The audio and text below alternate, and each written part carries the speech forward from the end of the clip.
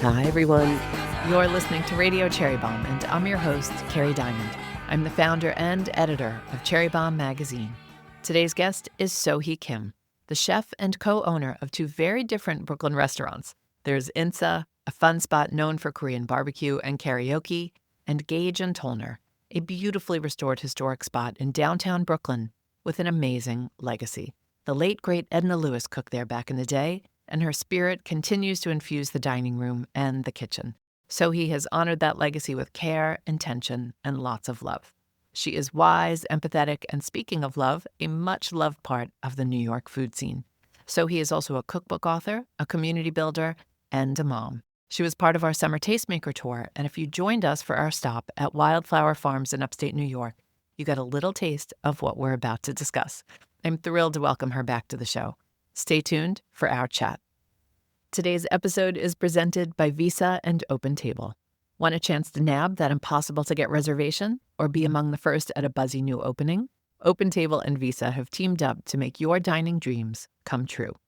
With the Visa Dining Collection, eligible Visa credit card holders in the U.S., Canada, and Mexico get access to coveted primetime reservations and culinary events through Open Table.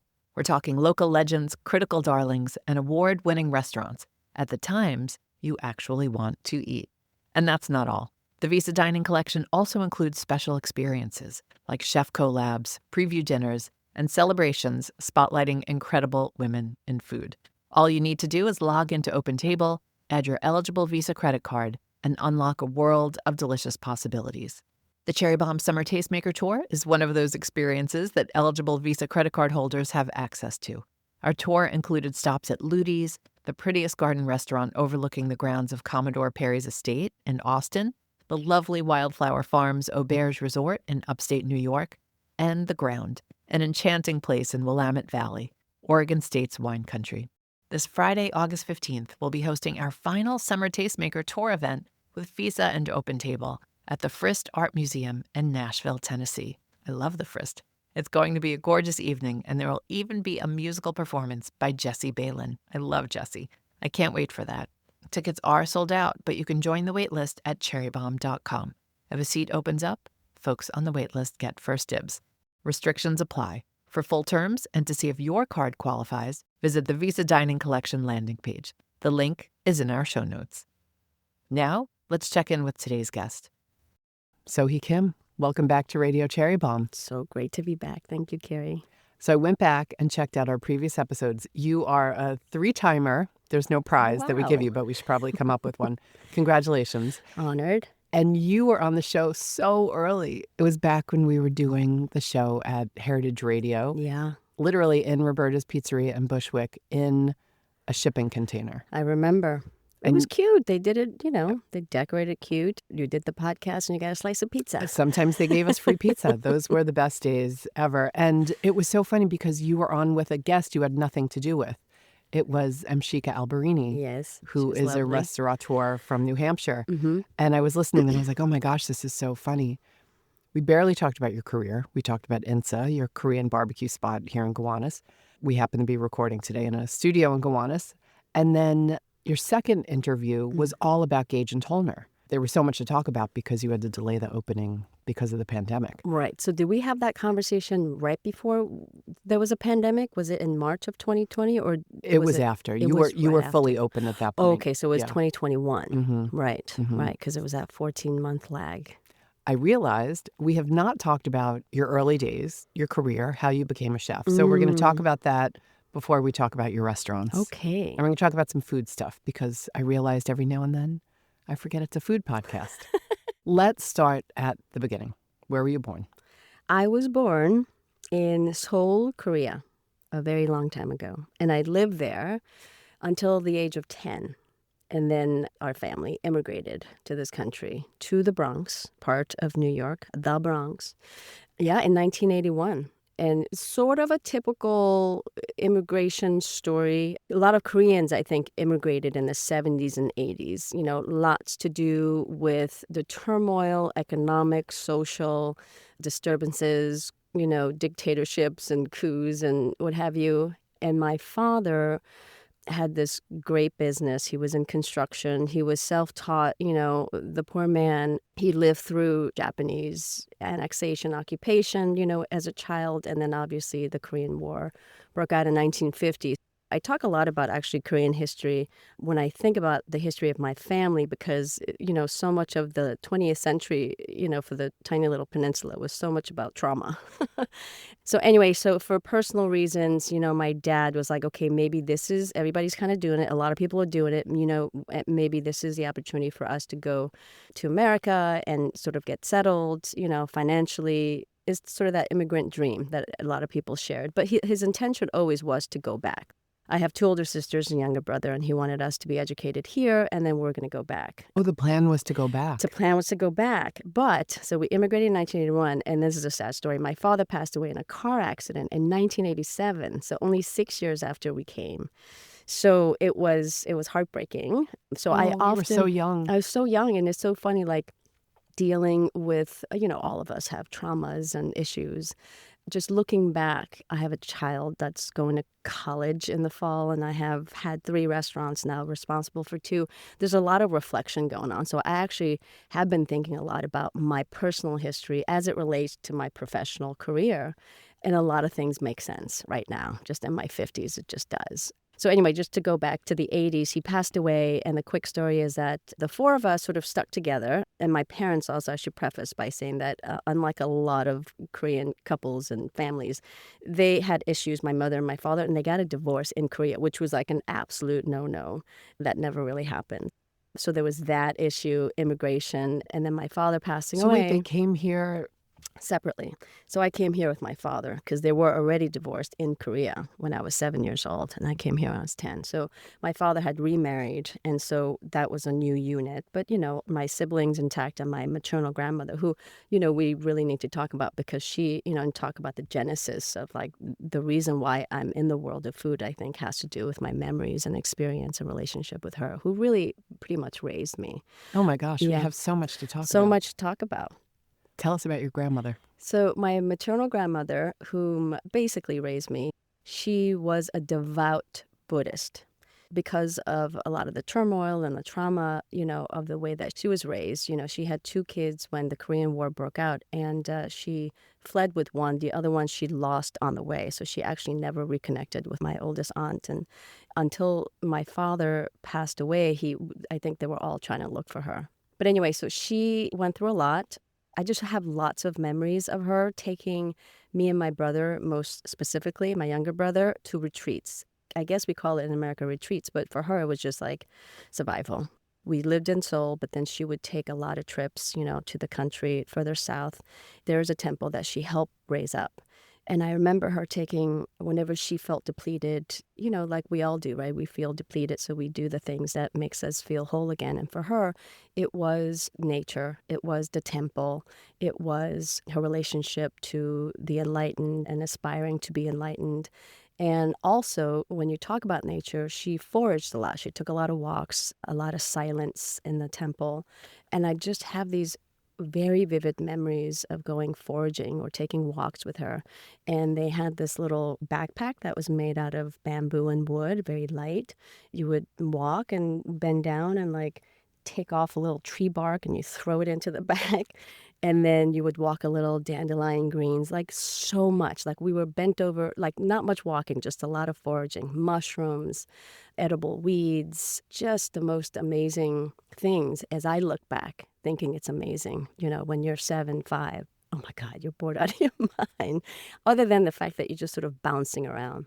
That freedom was really fun. And then they would bring it back to their temple kitchen, about temple cuisine, no alliums, no garlic.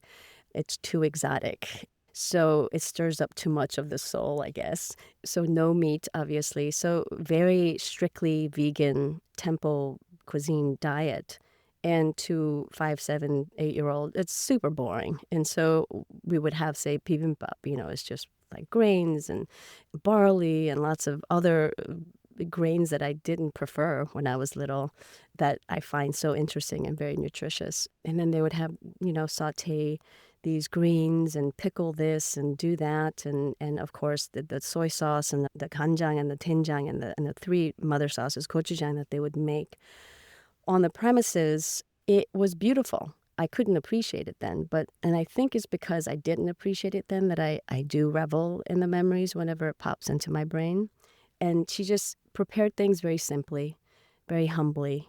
And I do have to say that that has sort of eked in to the way that I cook. I never aspired, even when I was working for great chefs and fine dining, the tweezer type foods, I never really gravitated. I could appreciate it for sure, but there's really nothing like that. You see a plate of food and you recognize it and it's comforting. And obviously the emphasis on seasonality and just respecting nature. Take it when nature gives it to you, eat it seasonally. All that stuff, I feel like, has really seeped into the way that I cook and the way that I define myself as a chef and the way that I talk about cooking to young people now, because I talk to a lot of young people, most of my staff. A lot of the 70s and 80s reference just goes over their head. But anyway, so there's a lot that I owe to my grandmother. And It's amazing that you have such good recollections of that. Do you yeah, have a good memory? I do. And, as I get older, the short-term stuff, the long-term stuff, it's really, I am going through a lot more. And I do a lot of journaling now. I'm also inspired by a lot of Korean Americans, and there are so many books out there. Several years ago, when Michelle Zauner came out with the book, Crying in H Mart, that really spoke to me. A couple of years before that, Pachinko came out. So there's a lot of books that, whether it's food related or not, although inevitably there's always, with Korean people, there's always, food involved. And obviously, specifically with Michelle's book, it targets, the way that she experienced her relationship with her mother through food. And so I've actually gone back and thought a lot about this stuff. And also my mother, too, who actually I didn't really grow up with. But, if there is a cooking gene, I do believe I got it from her, because she definitely has what you call the touch. And in Korean, sonmat, which is, I think we talked about this years ago, the taste of hand. It's a lovely phrase to say, oh, Carrie has the most wonderful sonmat, like she's got the touch with the food. Michelle's book is so beautiful. It's so beautiful. One of my favorite memoirs of the past few years. I agree. And she's so young. She's so talented. She's an absolutely amazing musician. Did you see her on the recent tour? I have not, but she was so lovely. My daughter was reading her book in English class this year, and she said, "Mom, don't you know Michelle?" And I was like, "I do," because Michelle stopped at INSA and did a little, not cooking demo, but a little reading, and we did a little cook along to present that reading with Michelle. So we developed a relationship there, and she gave me a copy of her book, and I gave her a copy of my book, Korean Home Cooking, and she said, "Oh, 언니," which means older sister. I already have this book, so we really connected, and I thought she was super sweet. It's been wonderful to see her just take off. I hope she does more writing. It really spoke to me and a lot of other people of my generation, younger generation. It's a beautiful book. Yeah, Go buy it from book. your favorite independent bookstore. I just finished Young Mi Mayer's book. I'm laughing because I'm crying, and it's all about her fascinating journey. She was one of the co-founders of Mission Chinese Food. Right. She talks all about her family's incredible story. Yeah. And she's a stand-up comedian now, Right. which is amazing. She started that later in life, and I saw her do stand-up at Padma Lakshmi's stand-up benefit at the Bell House. Oh, cool. Which, again, not too far from where we're recording right now. And I don't think I've ever laughed as hard as during Young Mi's set. Well, the book is on my list, so I can't wait to read it. We'll be right back with today's guest. Cherry Bomb's next Jubilee Conference is taking place in Los Angeles on Sunday, September 28th. If you're new to Jubilee, it's our conference series that's all about connection, community, and celebrating the creatives who make the world of food and drink so vibrant.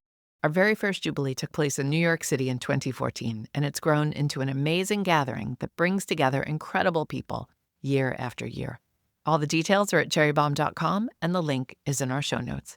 If you're a Bomb Squad member, be sure to use your special member pricing when purchasing a ticket. So you leave at the age of 10. Mm-hmm. That's a tough age to make such a big move. That is, it's interesting. I'm talking a lot. I was just in LA for a friend's wedding, and my mother is resting there in LA because my father, siblings, my grandmother, we moved to New York, and my mother is in LA.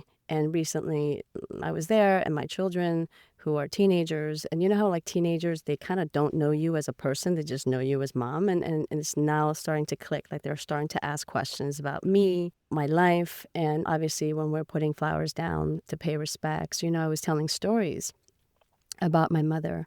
And it was really heartbreaking that, they were divorced and we were starting this new life in the Bronx and she was in LA. It was a little traumatic. There was a lot of missing, and I did get to know her once I grew up and I pursued that relationship just a little bit. She did the best that she could. We did have a okay relationship, mother-daughter on a regular day. It's a tough relationship. I really did try to get to know her and sort of her reasons for it. And without getting too personal, there was a lot of us connecting through food. When I opened the Good Fork in 2006, she came over and she told me I was doing everything wrong Oh, with no. the kimchi and stuff like that. Oh, So she showed me how. we say the Good Fork was your restaurant in Red Yeah. Hook, Brooklyn. Yeah, the Good Fork, established 2006. Ben and I don't own it anymore, but it still survives as a Good Fork pub, which is beautiful, still in the same location in Red Hook. She would come and visit, short visits, to show me how to make kimchi her way. And I certainly did. I think that really was important for me in my 20s to reconnect with her so that I could reconnect with the food. You know what I mean? The food that I was raised with. I started cooking a little later than most people.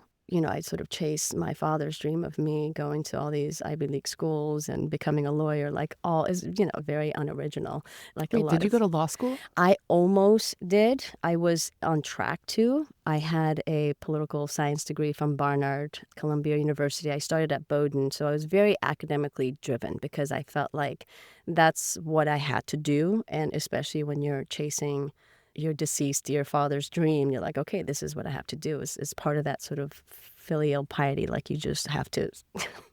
It's just psychologically very heavy. And it took me sort of years to bust out of that mold. And I think a lot of people who, especially when they, immigrate or Korean American second generation, of a different culture, it's hard, that whole assimilation. Like, who am I? What should I do when the pressure is so high from your community, especially from your parents? So, so there was a good amount of me chasing the dream of becoming this white-collared professional, a respectable lawyer. And I felt like I sort of fought that by using food as like the excuse. Instead of filling out the law school applications, I would just have dinner parties. I'm like, I'll do that, on Sunday. Like, it's Friday, so I'm just going to call my people and my friends. And I read this, in a cookbook or something. Like, I fancied myself a wonderful cook at home because no one cooked. None of my friends knew how to cook. Were you cooking in your dorm, or I was this cooking after in my that? dorm. I think I've said this many times before. The first cookbook, way before, I wanted to write a cookbook called 101 Ways with Ramen because that's all I had. Not much money at all in college, and you survived. And I could take a packet of ramen and do some wonderful things with That would it. probably be a best-selling cookbook. I think there's others out there doing Has that stopped anyone from writing a cookbook? No, that hasn't. But anyway, cooking a lot of ramen, and then all those trips to LA to reconnect with my mom. It was a lot about Korean food, but still sort of kept it dormant. Like, okay, maybe I'm not very good at Korean cooking. Maybe that connection wasn't 100%, but I still love cooking. In my 20s, procrastinating, filling out law school applications, I made a lot of really good dinners, I have to say. A lot of my friends would say, "Oh my God, Zoe, this is so good. Girl, you should open a restaurant," or whatever. A lot of praise like that. But I knew better because restaurants are hard. And I had some Well, you friends. knew better for a little while. I knew better for a little while. So I was like, you know what? I'm actually going to go to a culinary school. So this thing clicked and I was like, whose dream am I chasing? I really don't want to be a lawyer. I really want to play with food. I think I want to be a caterer. I think that I have a good business sense. And I think that I could, if I have a degree in something culinary, then maybe I could pursue this, career as a caterer. Okay, I have to stop you for a second. Yeah. Had you worked anywhere else? Nope. Did you have part-time jobs Oh, and well, stuff? I had the real job that I had right out of graduating university is I work for a small architectural publishing company called ADA Edita, Global Architecture. And I had this wonderful boss. Her name is Kazumi, and she would take me to these fantastic restaurants that I couldn't afford to eat. Like she took me to Teddy's. These are all restaurants from the 80s, like Teddy's, Odeon, which is still around, which was super fancy and super popular, and you couldn't really get in. Like that was a place to be in Tribeca. I Omen. was going to guess Omen. Yes. So she really opened my eyes to the Omen's still world. around, Omen is which still is around. amazing. You're right. Mm-hmm. For me, it was just mind blowing because for me, it was just, ramen at 7 o'clock, with some friends. This is right after university, so it was before I started playing around food, but that's where it all sort of sparked. Like, oh, wow, there's this amazing world, this beautiful city filled with all this food that I don't know how to make, but, that I could barely explore because I was so poor. I felt like if I could learn this, I could do pretty okay. I worked down the block from Omen at Spring Street Books You in did. Soho, and I remember walking past it a million times and was so intimidated and definitely could not have afforded to eat there. So you never worked in a restaurant? I never had worked in a restaurant. You decide you're going to become a caterer having Yeah. never worked in a restaurant Right. or done catering. Exactly. Okay. I was 24, 25 when I was like, maybe food is it. And so I started exploring that just a little bit, still not throwing out the idea of becoming a lawyer. After work, I was like, maybe I need some experience, some restaurant experience. Well, I couldn't get a job as a cook anywhere because back then, even though they paid you so terribly, it was hard to get in the door if you didn't have any experience. So what I did was I answered an ad at Penang Restaurant. Do you remember that chain? And the one on Spring Street was like the hot place. And I think I it was walked right in. next door to the bookstore. That's right. Yeah. That's right. It Mhm. was. And I walked in. I was like, hi, I just need a job, like a part-time job. I'll do anything, wash dishes. And the general manager sort of looked me up and down. It's like, well, we do need a coat check girl. So I was the coat check hostess with the mostest at Penang Restaurant for about 9 months. What year was that? Do you This remember? must have been like, I want to say, it probably was 1994. Oh, I was gone already from the bookstore. Okay. Yeah. I was like, that would have been so funny if we Right? worked right next door to each other and didn't know it. Well, it was hard. Front of the house. Being a coat coat check girl is harder than it looks because you're so responsible for everyone's stuff. Exactly. And not just that, the layout of most restaurants in the city is just harrowing. I had to go 2 flights downstairs over barrels of beer and boxes of things, and it was impossible, that job. But I did enjoy it for the social aspect of it. And I got to see how a restaurant works, how a busy restaurant works. And having that job really cemented the fact that I really wanted to learn how to cook properly. So a couple more years later, I gave notice. I got a little severance package from that job, and I put it towards culinary school. And I went to ICE, which back then it was called Peter Comps. That's how long ago it was that I went to that school. I really loved it. I really loved playing with food officially, knowing the anatomy of fish, ingredients, seasonal vegetables. There was a lot of information packed in, and I was just so eager and so hungry for it. And I was like, maybe this is the right way. Like I started even writing a little business proposal for a catering company. A part of the requirement for the culinary degree is that you do like 208 hours of externship somewhere. And I chose Blue Hill.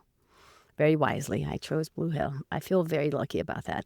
It just opened. So then this was now 2001. So early that it was still Dan Barber and Michael Anthony as co-chefs.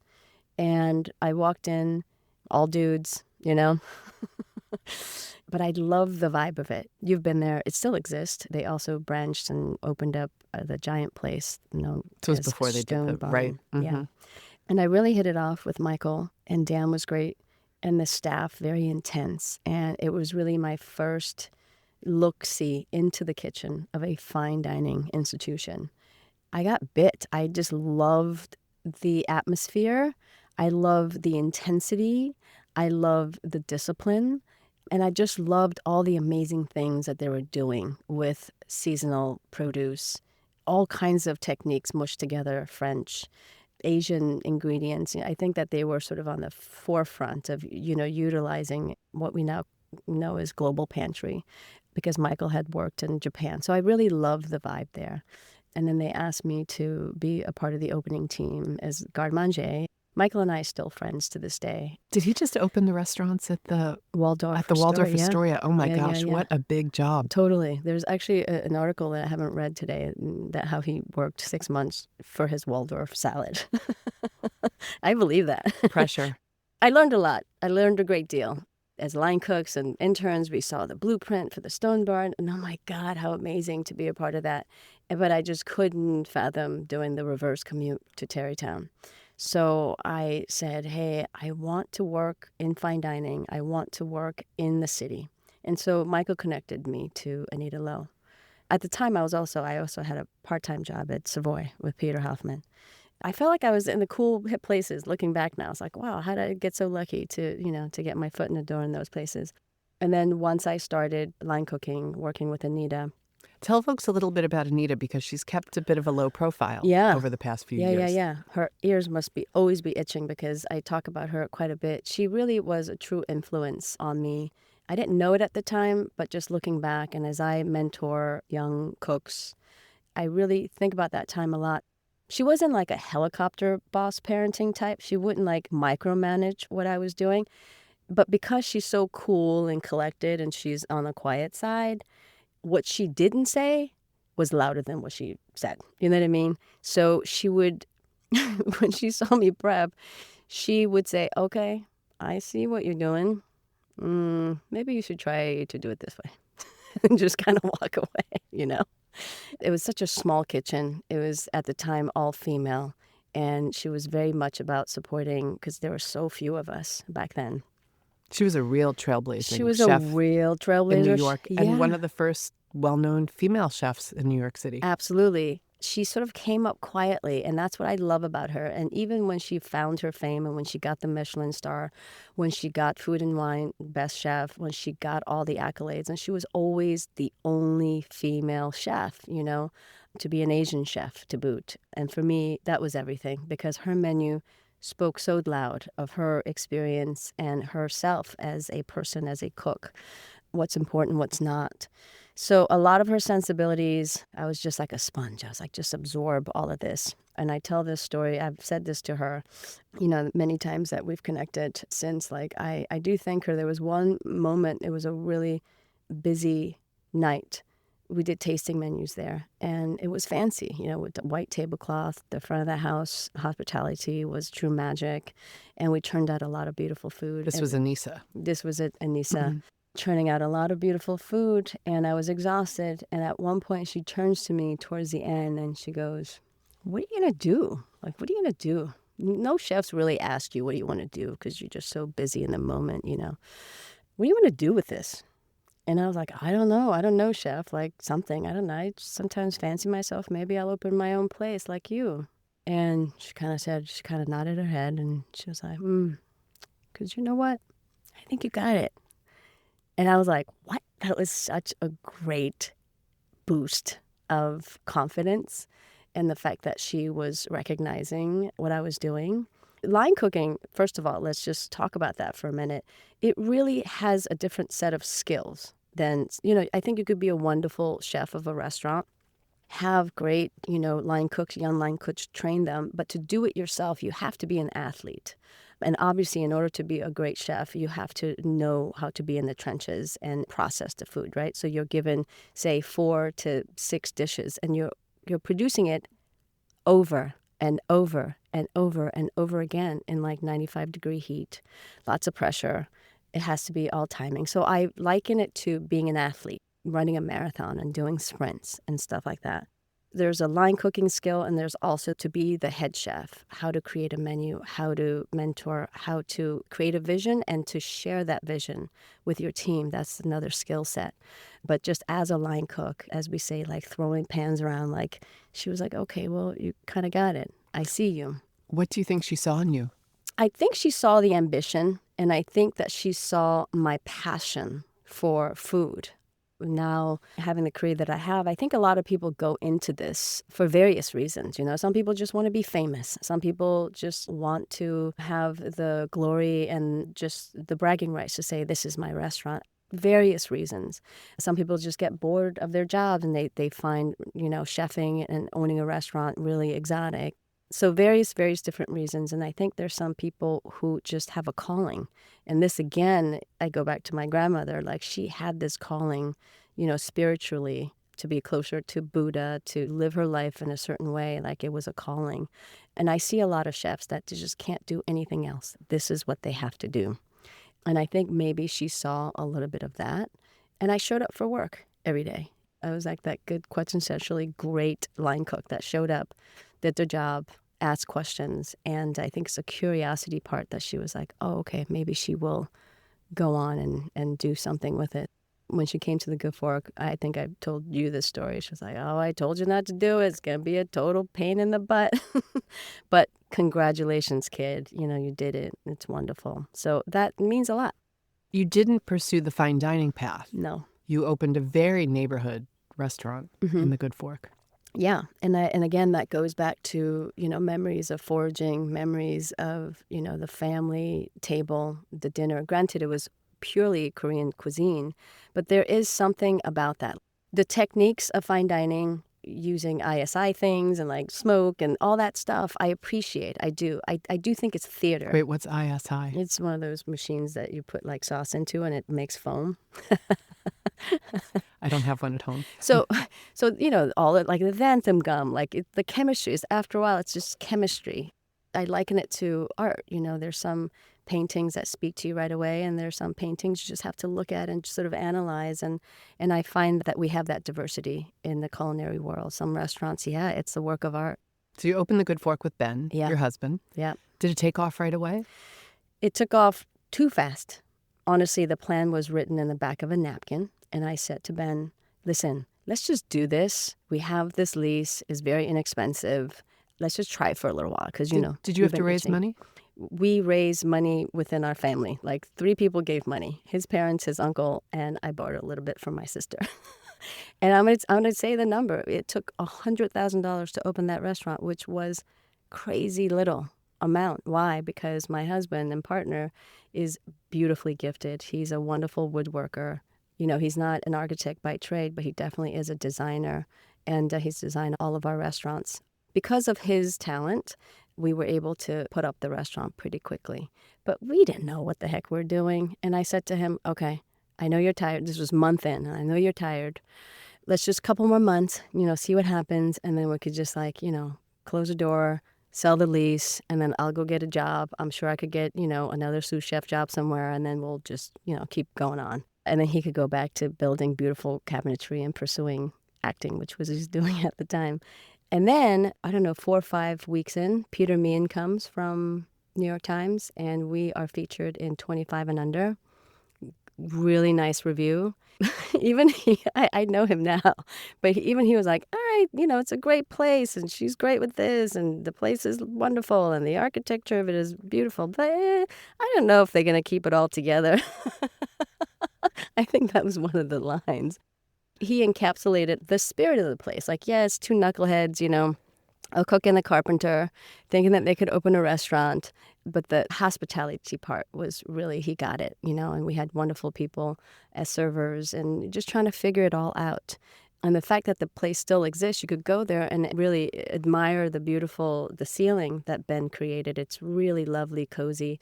Actually, the New Yorker came a couple of months after that and described the interior of the Good Fork as inside of a Stradivarius. Not just a regular violin, but a Stradivarius nonetheless. So it was a boom. And when you get written up, back then, now not so much, I don't think, but back in those days, if you were written up in 25 Under or just to write anywhere in New York Times, New Yorker, GQ came, like we got a lot of amazing press that just came to us naturally. The food media had so much power back then. They really did. They really did, to make a break, for good or bad. I'm glad that it's equalized just a little bit, but there was a lot of power. And with that power, people come. So instead of serving, say, 50 to 60 covers, we were doubled. So we were doing over 100 covers. We, meaning me and a dishwasher and a cook. I had to learn how to be a boss from that moment on as soon as it became busy. So then that really is what started our education as chef, restaurateurs. Crash course. Crash course. When did you have kids? So we had, Jasper was born in 2008. I did Throwdown with Bobby Flay, because that's the other thing that Anita Lowe was like, listen, if the media calls, you just have to do it. And so Food TV Network called. The whole ruse is that they don't tell you that it's Throwdown with Bobby Flay back then. So they say, oh, we want to feature you in Food TV Network and featuring some of your dishes. And then you have to like create a space. They come, and then Bobby just comes to the door. So you had no idea I had no you were idea. going to be on that I show? had no idea, Wow. but my brother, who was an avid Food TV buff back then, he watched all the shows. And he was like, dude, that totally sounds like a throwdown, man. I was like, what's a throwdown? I was like, who's Bobby Flay? You know what I mean? Like, I was so entrenched in just cooking. I had no time to watch those shows. But yeah, around that time, early 2000 is when Food TV Network really took off, and all those celebrity chefs just really cemented their place in the fame of it all. So we did that, and I remember Jasper was just born. So that was 2000, early 2000, 2009. Anyway, it's sort of a blur, but So you're 2 years after. a new mom, a Yeah, restaurateur, chef, yeah, all those things. yeah. It was nuts. It And was you did nuts. beat Bobby. And I beat his butt. What did you make? Dumplings. And then after that, I couldn't take the darn things off the menu. So the Good Fork Pub, the way that I designed the menu was very globetrotting, and I love to use that word instead of fusion. And back then, it was a little bit crazy that I offered hybrid dumplings. It was a mix of gyoza, Chinese pork and chive, and Korean mandu. And I was like, I like the wrappers thin, but I like meaty filling. And so I created the thing as a filler, like one special or something like that. And then people really loved it. I would always get I that know. and the steak and kimchi. Yeah, steak and eggs, Korean style. If I had to pick 3 signature dishes out of the Good Fork, would be those 3: steak and eggs, Korean style, the dumplings. Oh, and the third one is roasted chicken with fermented soybean butter sauce. A little trick that I learned from Anita. For the most part, those are dishes that sold. But then I also did seasonal pastas. I learned how to make pasta from Anne Burrell. May she rest in peace. Worked for Batali Group for a little while, and Cesare Casella. Cesare. Yeah. I lived around the corner from Beppe. Beppe, yeah. And I actually was not a line cook for him, but I worked on his cookbooks and recipe tested like 200 recipes for him. My favorite thing he ever made was the salad was it Pontorno? It was a salad with yes. eggs and bacon. Yes, yes, yes. And the greens were all wilted. Yeah. But it was a salad. Yeah. It was one of the best things. I still think about that all the time, and Yeah. I've tried to replicate it at home. Also, he did the Tuscan cowboy pork ribs. That was really popular. Lots of French remember fries those. with herbs. Oh my gosh, And then the him French walking fries. around, he still does it. He still walks around with a bouquet of herbs in his pocket. So I the chef's learned, coat. yeah. It's very sweet. So I learned a lot from Cesare. And so obviously I just was like trying to fuse everything that I knew how to make and be proud of. And honestly, this whole notion of chefs creating dishes for themselves initially, like things that we are interested in, that we are inspired by, that we want to eat, was the ethos for that creation. And it was all over the place. You had dumplings, wild boar ragu, homemade pappardelle, duck confit, like crudo. I mean, it was just so fun. It was just so fun to be able to, and I knew that there was a big jump from being a line cook, sous chefs. I kind of like teetered there. And I was like, how do you get an executive chef job? Then we could talk about the doors not readily being open at that time, perhaps even still now, to the higher power of being an executive chef at an independent restaurant or anywhere. The glass ceiling thing was for sure there. So I was like, I just have to do this. Anita did it. She opened her own place. So that was also an inspiration. She's like, I think, Ben, we need to just go off and do this ourselves. So it was put together very, very loosely, kind of, no real direction other than we love to eat, we love to cook, we love to entertain. Which I think is the right formula, honestly.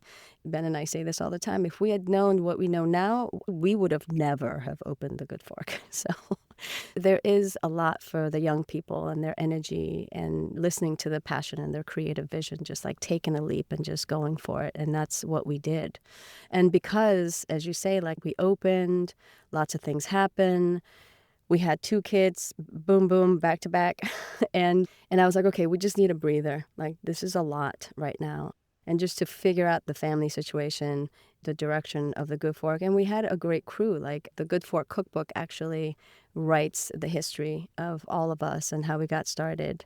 And I love that we were so lucky to have so many people be a part of that journey. You know, a lot of, I call them my kids because they're all off doing wonderful things. And obviously, we couldn't have done it without that crew, you know, the cooks and the servers, the dishwashers. And it was a small, tight knit family. And then years later, Ben and I guess, you know, the kids were getting a little older, got the itch a little bit, you know, for the second. And people were coming up to us about the second project. You Oh, know, when you open a restaurant, all people do is ask you when you're opening another one. Totally. Yeah. And I knew, and the answer back then was very much like, we have to just take it easy a little bit, just focus on this, focus on our babies and focus on the baby that is a good fork. And then, of course, as you know, INSA was born in 2015. Superstorm Sandy in Red Hook was a real turning point. People just showed up and we're like, maybe this is it. We're under, do we reopen? And the community really showed up and helped us reopen. That was like, okay, a wake up call, the next phase moment where what are we really doing with this? And out of that experience, the Good Fork cookbook came out. And then several years later in 2015, we opened INSA. So we're like, yeah, maybe we're kind of good at this. Maybe we are good at creating a space, you know, that third space that people really need in the city for community, good food, and a good place to work. You've had such an interesting career, and it's such a part of the New York food scene, the history of the New York food scene. But you've also entered this sort of new phase of your career where you said you are looking back a little bit. Yeah. You know, you're thinking more about being a mentor and a teacher. Yeah. And you've obviously had so many mentors and teachers.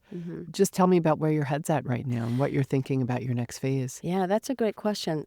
In order to look forward, you have to look back. I'm super proud, right? I really am very lucky as sort of the, you know, unintentional restaurateur, chef, kind of stumbled into it, found success largely because of the recipe of partnering up with my friend, my buddy, my baby daddy, my partner, my husband, Ben Schneider. He and I really we look back and we're like, wow, this is pretty awesome.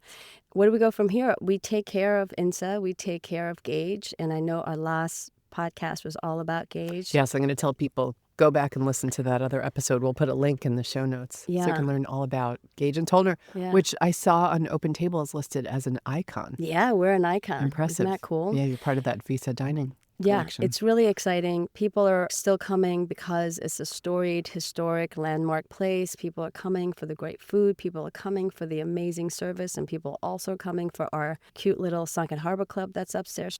You know, we're 4 years in, but still very exciting time. And obviously, as operators, we're learning more and more. And we're 105 people strong at Gage and Tollner. So it's like I'm never done, right? I'm still learning how to manage a bigger set of people, how to mentor managers. I truly do really love my job, but there is a lot that is owed to looking back and sort of thinking about my dad, my grandmother, my mother, the immigrant experience, you know, just the education of a cook, of a restaurateur. I'm really blessed. There's a lot of looking back and saying, wow, I can't believe I made it through that. And I can't believe I was so lucky to be there, to be a part of that.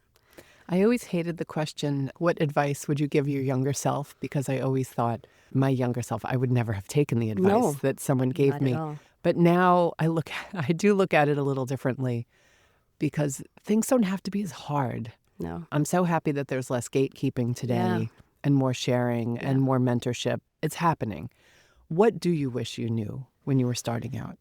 I wish I knew more about myself. I wish I knew more about the human brain, honestly, because so much of what we do is this specific industry, the hospitality industry. It really is, before it's a business of food, it's really a business of people. And I wish that I had a bit more patience. You know, a lot of these things, it's a great question, Carrie. I think about it as I have learned to be a good mom, hopefully, in the way that I teach my children. You know, my daughter, 17, she's amazing. She doesn't really listen to my advice. She shouldn't really. She has to forge her path.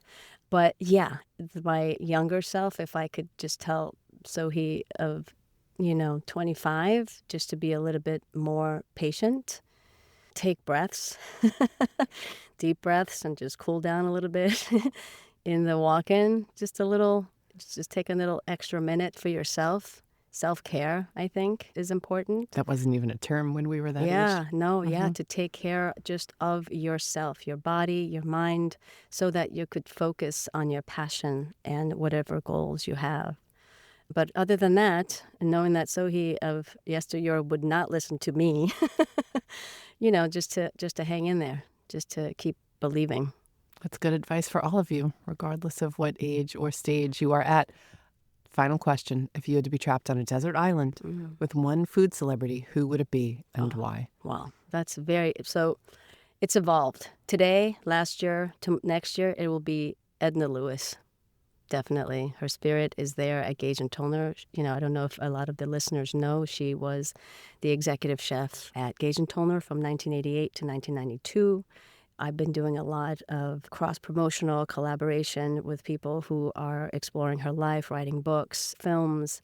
Like Deb Freeman, who just won an Emmy. Congratulations, I know. Deb. She was also on the podcast. We'll put the link in the show notes. Oh, good. Excellent. I was next to her. I made some biscuits for her screening at the platform, James Beard Foundation, and I sat next to her and I saw her cry, because it was the first time that she had seen it in totality. And I squeezed her hand, and I'm just so proud of her and just such a labor of love. And there's so much about her that I found out through that film. I have all of her cookbooks. I'm a total nerd. I'm a total fan. If I could have like a little glass of sherry or just dinner, whatever, a smoke, whether I don't smoke, but you know what I mean? Just that coolness that I imagine her, the way that she carried herself as a chef, after her shift of making delicious food and lots of great pies, walking around that gorgeous dining room. If we could just sit down and have a conversation, there would be many, many, many questions that I would ask her.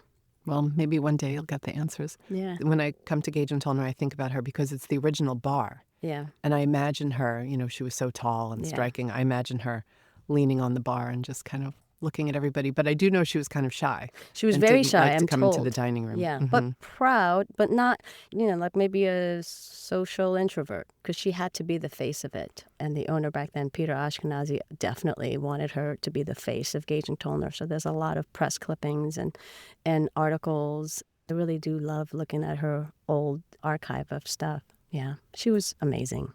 All right, everybody, go visit Gage and Tollner. Go visit INSA. Sing some karaoke, which I haven't done since I sang it at INSA last time. We have to do it together. We Love should to do that. Well, maybe not. I don't know. My karaoke days might be over. Anyway, Sohui, you really are a tremendous human being, and I can't thank you enough. We had such a good time with you up at Wildflower That Farms. was super fun. Thank you. And you'll have to come back because I feel like we barely scratched the surface. I know. I just love talking to you. Thanks for inviting me. Thank This you. was sweet. Enjoy Thank the you end so of the much. summer. Thank you. That's it for today's show. Thank you to Sohui for stopping by. If you want to listen to our past episodes with Sohui or our episode with Nina Williams Mbang, the niece of Edna Lewis, the links are in our show notes. And special thanks to Visa and Open Table. Our theme song is by the band Cha La La. Special thanks to Good Studio in Brooklyn and the Studio Portland in Maine. Our producers are Catherine Baker and Jenna Sadu, and our talent guru is London Crenshaw. Thanks for listening, everybody. You're the bomb.